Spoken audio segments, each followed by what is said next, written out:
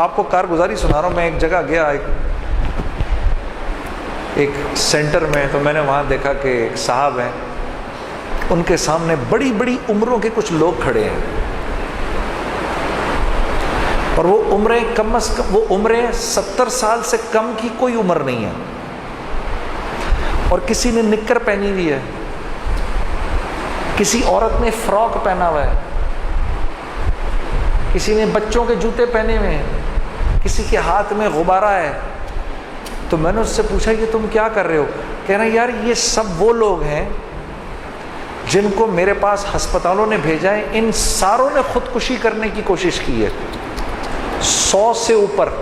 یہ سب خودکشی یہ سب ان کو کہتے ہیں سوئسائڈل کیس، یہ سب سوئسائڈل کیسز ہیں. میں ان کو خوش کر رہا ہوں. میں نے کہا وہ کیسے؟ میں ان سے کہہ رہا ہوں تم سب کے سب 16 سال کے ہو، 70 سال کے نہیں ہو، 15 سال کے ہو، 14 سال کے ہو. میں نے ان کو وہ کپڑے پہنائے ہیں. میں نے کہا لیکن تمہارے کہنے سے یہ ہو جائیں گے 17 سال کے؟ کہتے ہیں کچھ دن تو جئیں گے نا، کچھ دن تو جئیں گے. مجھے ایسے لگا جیسے میرا گلا بند ہو گیا ہے، کسی نے میرا گلا بند کر دیا ہے. مجھے اپنے اوپر اتنی شرم آئی. میں نے کہا یا خدایا، کاش کہ میں ان کو بتا سکوں کہ میرے پاس وہ گولی ہے تمہارے لیے، اگر تم لوگوں نے ایک دفعہ کھا لی ہمیشہ ہمیشہ کے لیے خوشی تمہارا مقدر بن جائے گی.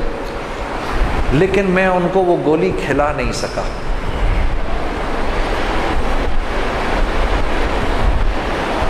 اللہ نہیں ہے لوگوں کے پاس. الا بذکر اللہ تطمئن القلوب. ہاں، وہ لوگ اپنی زندگیاں دوبارہ شروع کرنے کی کوشش کرتے ہیں.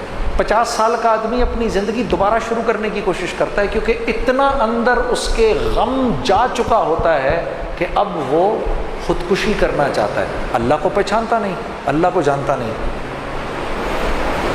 میرے عزیز دوستو، اتنی باہر کی دنیا آپ کا انتظار کر رہی ہے، وہ سب آپ کا انتظار کر رہے ہیں. کیونکہ مولانا انعام الحسن صاحب سے کسی نے پوچھا حضرت کیا ہماری جو جماعتیں باہر جائیں گی اس سے دین پھیلے گا؟ انہوں نے کہا نہیں، اس سے دین نہیں پھیلے گا، بلکہ یہ جو جماعتیں یہاں آئیں گی اور یہاں کے رہنے والے جب ان جماعتوں کے ساتھ آپس میں گشتیں کریں گے اور ان کی نصرتیں کریں گے اور ان کو لے کر جائیں گے، تو پھر یہاں کے جو مقامی ہیں ان کی زندگی بدلے گی. ان کی بدلتی ہوئی زندگی کو جب غیر دیکھیں گے، کیونکہ یہ لوگ غیروں کے ساتھ رہتے ہیں، تب غیروں کی زندگیاں بدلیں گی. ہاں، آپ یقین کرو میرے دوستو، میرے 6-8 مہینے ابھی بیچ میں، آپ کو پتہ ہے میرے ساتھ جو معاملہ ہو گیا تھا اس کی وجہ سے میرے باہر بھی گزرے.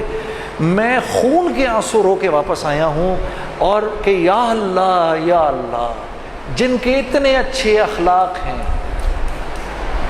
جن کے اتنے اچھے معاملات ہیں، میرے دوستو یقین کرو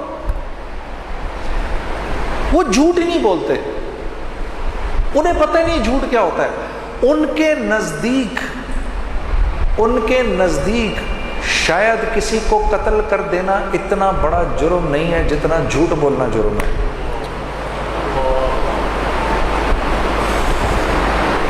ہم عجیب لگی نا میری بات، کیونکہ ہم جھوٹ بولنے کے عادی ہیں، اس لیے ہمیں عجیب لگ رہی ہے. وہاں تصور نہیں کر سکتا کوئی کہ جھوٹ بولے گا، کوئی بول نہیں سکتے آپ. وہ آپ کو اپنے ملک میں گھسنے نہیں دیں گے اگر انہیں یہ پتا چل گیا کہ آپ نے جھوٹ بولا ہے. قاتل گھس سکتا ہے ان کے ملک میں، قاتل ان کے ملک میں گھس سکتا ہے، مجرم ان کے ملک میں گھس سکتا ہے. مالی نقصان جس نے کیا ہے وہ ان کے ملک میں گھس سکتا ہے. ہر انسان ان کے ملک میں گھس سکتا ہے، جھوٹا ان کے ملک میں نہیں گھس سکتا.